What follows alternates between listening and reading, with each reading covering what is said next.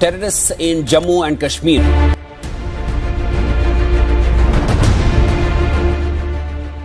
एक इंसान है, उसने उसको गोली मार दी यहाँ पे। उसने बोला कि शायद मुस्लिम नहीं है, उसने उसको गोली मार दी। पहलगाम में जो अटैक हुआ था, आतंकियों ने जिस तरह से टूरिस्ट को निशाने पर लिया था, उन पर्यटकों को गोली से मारा था।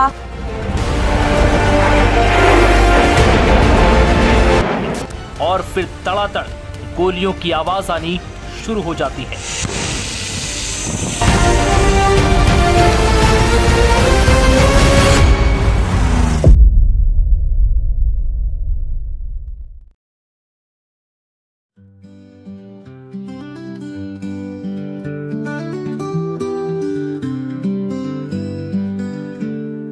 Woke up with the sunrise glow. Pack my bags, it's time to go. The mountains calling from afar, chasing dreams without a car. Kashmir ভারতবর্ষের ভূস্বর্গ। বাঙালির মধ্যে, এমনকি ভারতবাসীদের মধ্যে এরকম কেউ নেই যে কাশ্মীরে ঘুরতে যেতে পছন্দ করে না। কিন্তু কয়েকটি বিচ্ছিন্ন ঘটনা কাশ্মীরের সম্বন্ধে আমাদের মনে কোথাও যেন একটা ভয়ের সঞ্চার করেছে। Every curve a new begin. Songs of rivers guiding me, nature's whispers set me free. Climbing up to a melody mountain, every step a note resounding. Kashmir ভ্রমণের যখন প্ল্যান আমরা করছিলাম, তখন আমাদের কাছে কনফিউশন ছিল যে আমরা কোন ট্রেনে করে কাশ্মীর যাব। কারণ কাশ্মীর পৌঁছতে 2 রাত্রি 3 দিন ট্রেনে ভ্রমণ করতে হয়। এখন ভারতবর্ষের ট্রেন লাইন বা রেল লাইনের যে অবস্থা হয়েছে বর্তমান সময়, সেটাতে এতটাই অসুবিধা হয় যে 2 রাত্রি 3 দিন ভ্রমণ করতে, বিশেষ করে স্লিপার এবং 3 এসিতে। সেক্ষেত্রে জার্নিটা যত শর্ট হবে তত সেটা আমাদের জন্য মঙ্গলময়। এই ভেবে আমরা হাওড়া থেকে ছাড়ে যে এক্সপ্রেসটা, হাওড়া হামসাফার এক্সপ্রেস, যেটা কাশ্মীর পৌঁছয়, জম্মুতে পৌঁছয়। কাশ্মীরে সরাসরি এখনো পর্যন্ত ট্রেন লাইন চালু হয়নি, জম্মু অবধি পৌঁছয়। সেই ট্রেনটা করেই আমরা কাশ্মীরে গিয়েছিলাম নভেম্বর মাসে। কাশ্মীরের নভেম্বর মাস কিন্তু সম্পূর্ণ অফ সিজন। যারা কাশ্মীর প্ল্যান নর্মালি করে থাকে তারা কিন্তু হয় মার্চ এপ্রিলে করে, আদারওয়াইজ বরফ দেখার জন্য ডিসেম্বর টু জানুয়ারি করে। নভেম্বরটা সবাই অ্যাভয়েড করে, কারণ নভেম্বর মাস মানে কাশ্মীর সম্পূর্ণভাবে একদম শুকিয়ে যাওয়া খরস্রোতা নদীর মতন, যে নদীর মধ্যে আর কোনোরকমভাবে কোনো উচ্ছলতা, কোনো জল, কোনো প্রাণ জীবন কিছুই নেই। কিন্তু যেহেতু আমাদের বিভিন্ন সমস্যা ছিল, সেই সমস্যাগুলোর সমাধান করতে করতে এতটা সময় পেরিয়ে গেছিল যে টিকিট কাটতেই আমরা ভুল হয়ে যাচ্ছিল। Hidden nooks and cobblestone, each adventure feels like home. অবশেষে আমরা প্রায় 36 ঘন্টা ট্রেনে জার্নি করে রাত্রি প্রায় 12টার সময়, যেখানে ট্রেনের টাইম ছিল সন্ধেবেলা, সেখানে রাত্রি 12টার সময় আমরা পৌঁছেছিলাম জম্মু তাওয়াইতে। এবং জম্মুতে পৌঁছানোর পরই আমরা যে দুর্গতির কথা ভাবিনি, কিন্তু মনে মনে একটা আশঙ্কা থেকে গিয়েছিল, কারণ কাশ্মীর সম্বন্ধে অনেক নেগেটিভ জেনেই আমরা গিয়েছিলাম, তবু মনে পজিটিভ নিয়েই পৌঁছেছিলাম। সেখানে পৌঁছে কিন্তু তার একটা ঝলক আমরা দেখতে পেলাম।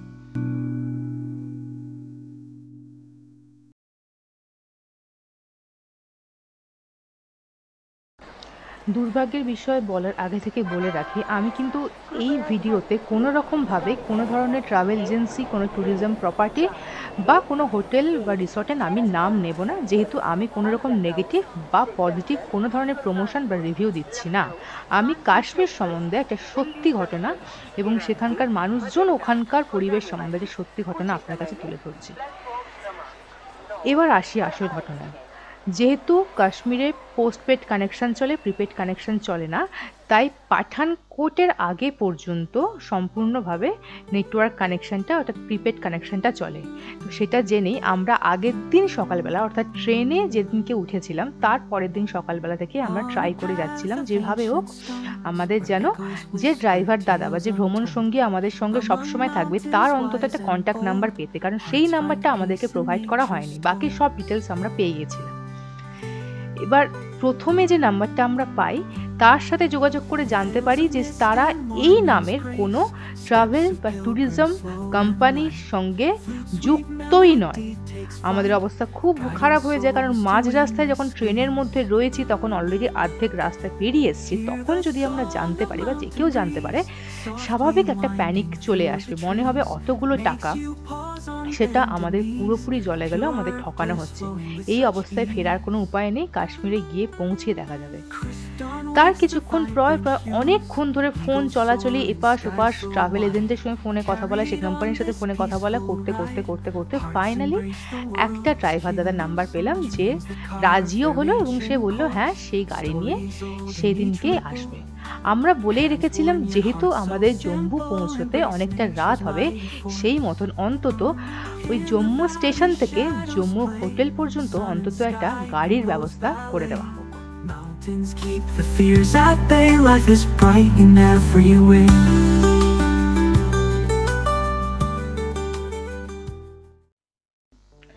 ট্রেন জম্মু তাওয়াই জম্মু স্টেশনে পৌঁছে প্রায় রাত 12:30 কাছাকাছি। আমাদের ট্রেন থেকে নেমে সমস্ত কিছু ওখান থেকে চেকিং করি, বেরোতে অনেকটা টাইম লেগেছে, 12:30 হয়ে যায়। তখন আমরা গাড়িকে বারবার কল করতে থাকি ড্রাইভার দাদাকে যে উনি অন্তত একবার এসে পার্কিং থেকে আমাদের নিয়ে যান। যেহেতু জম্মু স্টেশনটা সম্পূর্ণ অন্যরকম, এর পার্কিংটা রাস্তাটাও অন্যরকম, ফলে আমাদের খুবই অসুবিধা হয় পার্কিং খুঁজে পেতে। আমরা পুরো স্টেশন চত্বর খুঁজে নেওয়ার পর তখনও পার্কিং পায় না, এদিকে লোক ঝেপে ধরছে যে আমরা নিয়ে যাব, যা হয় স্টেশনের বাইরে চত্বরের ট্যাক্সি বা ক্যাব ড্রাইভাররা যা করে থাকে। কিন্তু আমরা আমাদের হোটেল সম্বন্ধেও জানি না এবং আমাদের গাড়ি সম্বন্ধেও জানি না, কারণ গাড়ির নাম্বার দেওয়া হয়নি, শুধু ড্রাইভার দাদার ফোন নাম্বারটাই শুধু দেওয়া হয়েছে।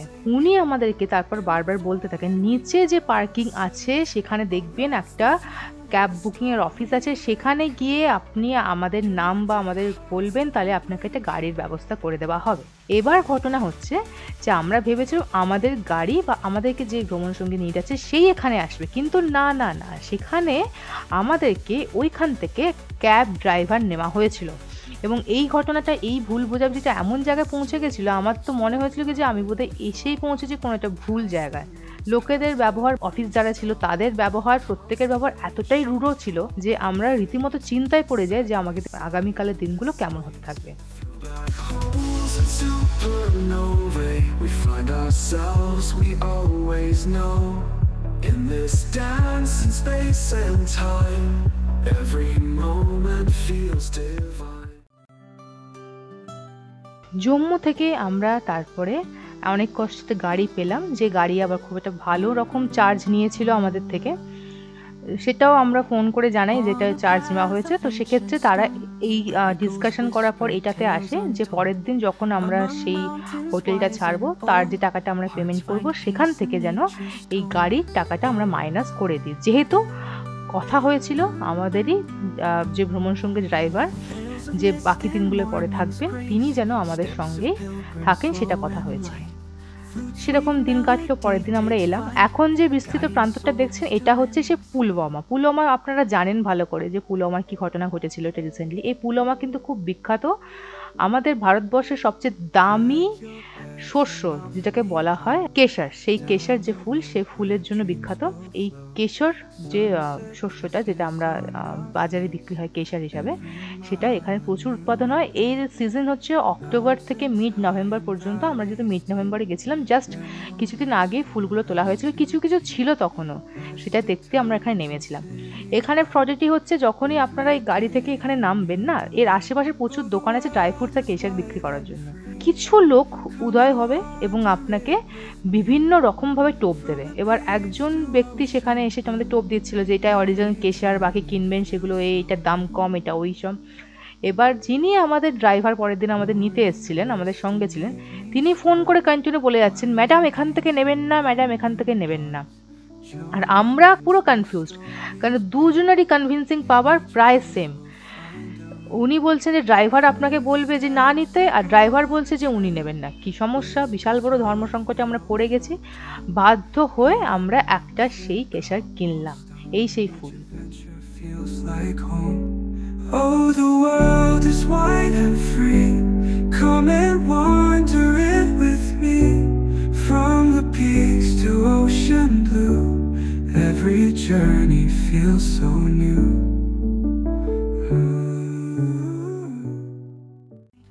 Guiding souls to endless space. Hear the song of mountain breeze, softly winding through the trees, makes you pause on bended knees. তো এরপরে আমরা একটা রেস্টুরেন্টে বসে লাঞ্চ করলাম। কাশ্মীরি বিরিয়ানি নামে আমাদেরকে ফালতু একটা পোলাও খেলাম। তো এইসব ঘটনা আমাদের সাথে চলতেই থাকলো। সেই দিন মোটামুটি সেরকম কিছু আর হয়নি। আমরা শ্রীনগরে আমাদের জন্য নির্দিষ্ট যে হোটেলটা ছিল সেখানে গিয়ে উঠলাম। ঘটনা হয়েছে রাত্রিবেলা। এই হচ্ছে সেই শ্রীনগরের হোটেল যেখানে আমরা গিয়ে উঠেছিলাম। হোটেলটা সত্যি খুব ভালো ছিল, পরিষ্কার পরিচ্ছন্ন, স্পেসিয়াস, খুবই সুন্দর। আমাদের বেশ ভালোই লেগেছিল। 3 স্টার হোটেল ছিল, আর এখানে বুফে সিস্টেম। যাই হোক, রাত্রির বেলা আমাদের বুফের ব্যবস্থা করা হয়েছিল। এবার যারা পরিচালনায় ছিল হোটেলের যে স্টাফেরা, তাদের অন্তত বলা উচিত ছিল যে আপনাদের সাথে সাথে আরও একটা ট্রাভেল ট্যুরিজমের লোক আছে যারা কিন্তু এইখানে তাদের মতন করে সার্ভ করছে খাবার। তো সেইটা আমাদেরকে আগে থেকে জানানো উচিত ছিল। না হলে কি হয়েছিল, যে গুজরাটের ফ্যামিলিগুলো এসছিল তাদের সঙ্গে আমাদের একটা বিশাল বড় একটা ঝামেলা হয়ে গেছিল। সেটাও ডিটেলসে আপনাদের বলছি, এবং ভালো করে শুনবেন যে কি কি সমস্যা হয় কাশ্মীর বা এরকম জায়গায় গেলে অবাঙালিদের সাথে বাঙালিদের।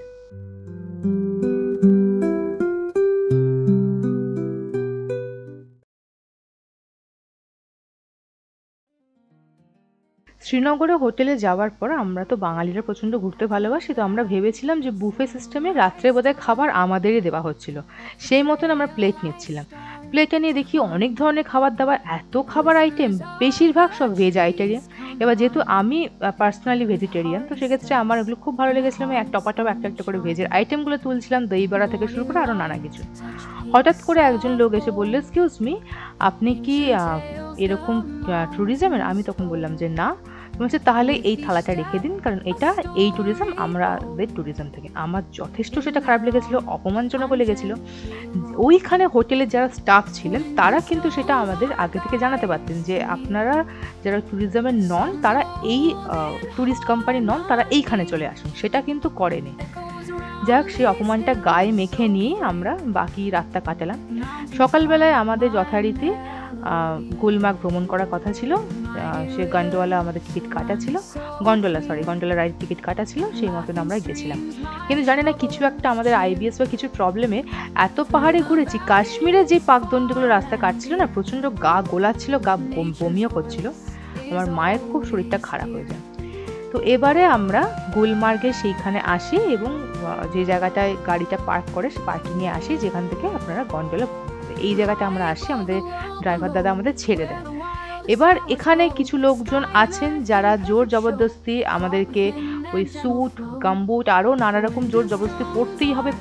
উপরে প্রচুর বরফ, আপনারা সার্ভাইভ করতে পারবেন না। এইভাবে সেই প্রায় ছিনে জোকের মতো ছেঁকে ধরার মতন, কিছুতে তাদের ছাড়াতে পারছে না। ছাড়াতে গেলে মনে হচ্ছে কি যে পাঠান লোকগুলো এক্ষুনি AK-47 মানে ওরকম বন্দুক নিয়ে এসে আমাদেরকে মারবেন, এরকম একটা ভয় লেগেছিল। তো যাই হোক, তাদের ব্যবহারটা এরকম ভয়ানক হওয়াতেই আমরা বাধ্য হয়ে সেই সমস্ত জ্যাকেট, সেই সমস্ত কিছু নিয়ে পরে আমরা হাঁটতে লাগলাম। পার্কিং থেকে মোটমাট খুব বড় জোর হলে 1 কি 1.5 কিলোমিটার হাঁটা পথে হচ্ছে গন্ডোলা রাইডের জায়গাটা।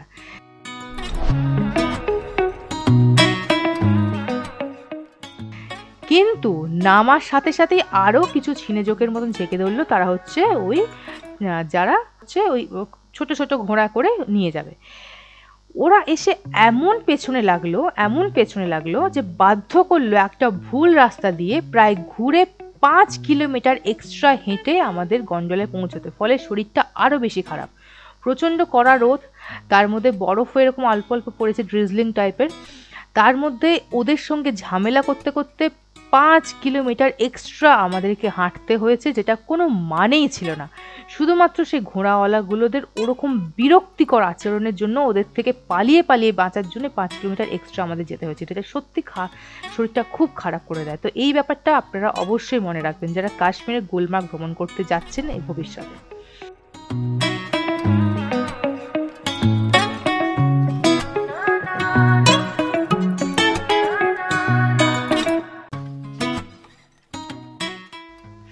এরপরে আসি গন্ডোলা রাইড ভ্রমণে। গন্ডোলা রাইডটা সত্যি খুব ভালো, কিন্তু যারা অ্যাস্তমা বা শ্বাসকষ্টের অন্য ধরনের মাইগ্রেন এই ধরনের প্রবলেম আছে তারা কিন্তু ফেজ 2টা অবশ্যই অ্যাভয়েড করবেন। ফেজ 2 অ্যাভয়েড ইমিডিয়েটলি তখনই যদি এই প্রবলেমগুলো লেগে থাকে। আমরা বৈষ্ণোদেবীও গেছি, আমরা সিমলা মানালিও ঘুরেছি, হিমাচলে গেছি, আরও অনেক উঁচু উঁচু জায়গা গেছি, নাথুলা পাস গেছি, আরও প্রচুর বরফ মোড়া জায়গায় ভ্রমণ করেছি। কিন্তু জানি না কেন এই গন্ডোলা রাইড করতে গিয়ে হয়তো ওই 5 কিলোমিটার এক্সট্রা হাঁটা, তারপরে ওই স্ট্রেস, সমস্ত কিছুতে আমাদের শরীরটা খুব খারাপ হয়ে যায়। তো ফেজ 1-এ যাওয়ার পর দেখি সবাই খুব এনজয় করছে, আশেপাশে আরও অনেক লোকেরা, অনেক যারা ভ্রমণার্থীরা এসলেন প্রত্যেকে। আমরা ভাবি যে আমাদের হাতে টাইম কম, আমরা চলে যাই ফেজ 2-তে।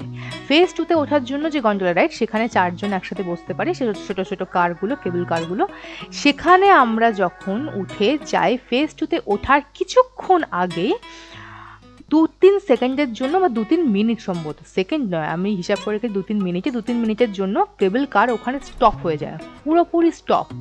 নিচে খাড়া বরফ পাহাড় এবং উপরে হচ্ছে একদম খাড়াই পর্বত, নিচটা পুরোপুরি ফাঁকা এবং প্রচণ্ড পরিমাণ ঝোড়ো হাওয়াতে কেবল কার ডান থেকে বাম দিকে পুরো এটা দুলছে। রীতিমতো একটা হরিবল কন্ডিশন, যে কোনো কারুর হার্ট অ্যাটাক আসাটা খুব স্বাভাবিক ব্যাপার। আমাদেরও সেই অ্যাটাকটা এসেছিল, আমাদের প্যানিক অ্যাটাক হয়েছিল, বাট সেটা কিছুক্ষণের জন্যই।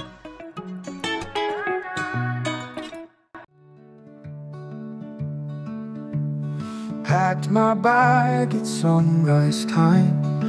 Up the trail I start to climb.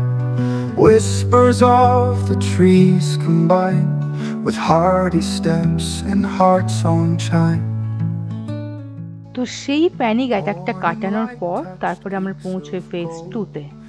Phase 2-তে পৌঁছানোর পর যেটা আমাদের সঙ্গে সঙ্গে প্যানিক অ্যাটাক থেকে নেমে এসে যেটা হয়, সেটা হচ্ছে শ্বাসকষ্ট। ইমিডিয়েট আমাদের ওখানে অক্সিজেনের অভাব হয়, মাথায় রক্ত চলাচল কিছুক্ষণের জন্য বন্ধ হয়ে যায়, সবাই আমরা ঝিমিয়ে পড়ি। রীতিমতো মনে হচ্ছিল ওখানে বোধহয় হার্ট ফেল করে আমরা মরেই যাব। ঠিক এরকম সিচুয়েশনে আমরা ঠিক করে যে ব্যাক করব। আমার মনে হয়েছিল কি যে ওখানে কফি খাওয়া উচিত, বা যা কফির দাম দেখলাম, দেখে তো আমার মাথা খারাপ হয়ে গেল, বলে এর থেকে ব্যাক করাই ভালো। ব্যাক করতে করতে আমরা শেষে নেমে এলাম একদম ফেজ 1-এ, এবং ফেজ 1 থেকে ডাইরেক্ট নিচে। কিন্তু ততক্ষণে মায়ের শরীরটা অনেকটাই খারাপ হয়ে যায়। তবে মিথ্যে কথা বলবো না, কাশ্মীরের প্রতিটা মানুষ যে খারাপ তা কিন্তু নয়। কিছু কিছু মানুষ আছে, যখন আমার মা প্রচণ্ড পরিমাণে এরকম ভমিটিং করছে, সে সময় আমরা গাড়ি দাঁড় করিয়ে একটা দোকানে গেছিলাম। সেখানে যখন আমরা বমির ওষুধ কিনছিলাম, ওনারা নিজের যেচে এসে বললেন যে আপনারা এইটা কিনুন, এইটা কিনলে বা এইগুলো দিলে উনি সম্পূর্ণ সুস্থ হয়ে যাবেন। সুতরাং সব মানুষ ওখানকার খারাপ নয়, স্থানীয় মানুষ কিন্তু বা দোকানদার বিশেষ করে তারা কিন্তু কেউ খারাপ নয়, সেটা আমরা বুঝেছিলাম। এরপরে নেক্সট আমরা যেটা উপলব্ধি করেছিলাম, সেই দিন তখনকার মতন চলে আসি, এসে আমরা হোটেলে ফিরে এসে রেস্ট নিয়ে মার্কেটিং করতে বেরোই। মা অসুস্থ থাকার জন্য মাকে ঘরে রেখেই আমরা 3 জনে মিলে বেরোই এবং একটা অটো ভাড়া করি। তো অটোওয়ালা আমাদের অনেক গল্প শোনালো, অনেক কিছু করলো এবং বললো যে আপনারা মার্কেটে গেলে আপনাদের জন্য আমরা ওয়েটও করবো, আপনি থাকুন, আমরা তাহলে আপনার জন্য ওয়েট করব। আমি ঠিক আছে, কোনো অসুবিধা নেই। আমি কয়েকটা সামান্য জিনিস কেনার জন্য গেছিলাম। তো উনি একটা নির্দিষ্ট দোকান বলে দিলেন, সেই দোকানে গেলে তবেই উনি আমাদের জন্য ওয়েট করবে। তো আমরা সেই দোকানে অনেকক্ষণ ঘুরলাম, কিন্তু আমাদের পছন্দের জিনিস না পাওয়ার কারণে আমরা সেই দোকান ছেড়ে অন্য জায়গায় যাচ্ছিলাম।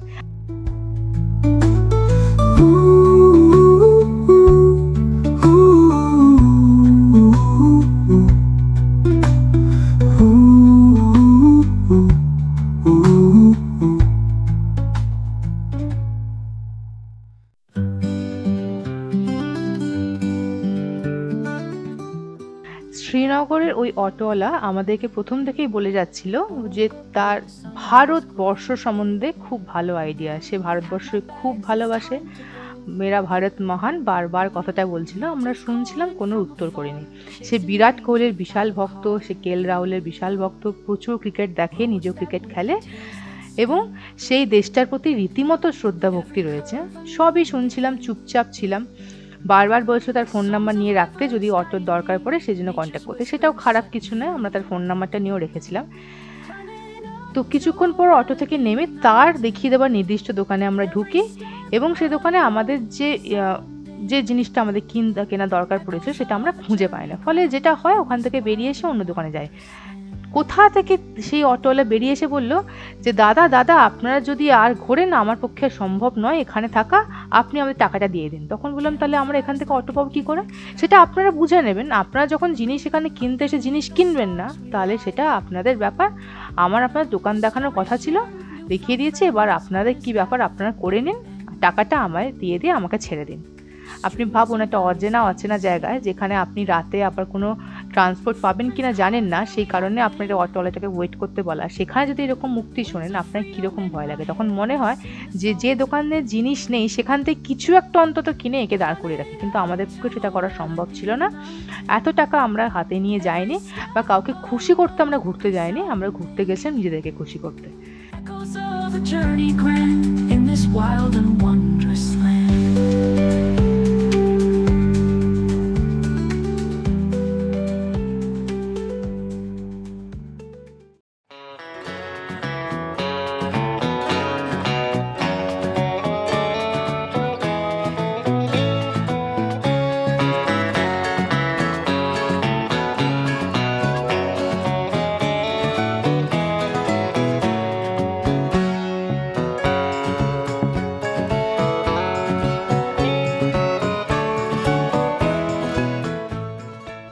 এই ছিল আমাদের প্রথম কয়েকদিনে কাশ্মীর ভ্রমণ। কাশ্মীর যে খুব খারাপ কোনো জায়গা সেটা বলবো না, খারাপ করেছে ওখানকার মানুষেরাই। যাই হোক, ভিডিওটা কেমন লাগলো আপনারা জানাবেন। যদি ভালো লেগে থাকে তাহলে অবশ্যই লাইক করে দেবেন, চ্যানেল নতুন আপডেট পেতে সাবস্ক্রাইব করবেন, আর যদি বন্ধু বান্ধবদের সঙ্গে শেয়ার করতে চান তাহলে সত্যি আমাদের খুব ভালো লাগবে। কমেন্টের মাধ্যমে জানাবেন যে কোন জায়গায় খামতি রইলো আর কোন জায়গায় ভালো লাগলো। শুভরাত্রি, ভালো থাকবেন।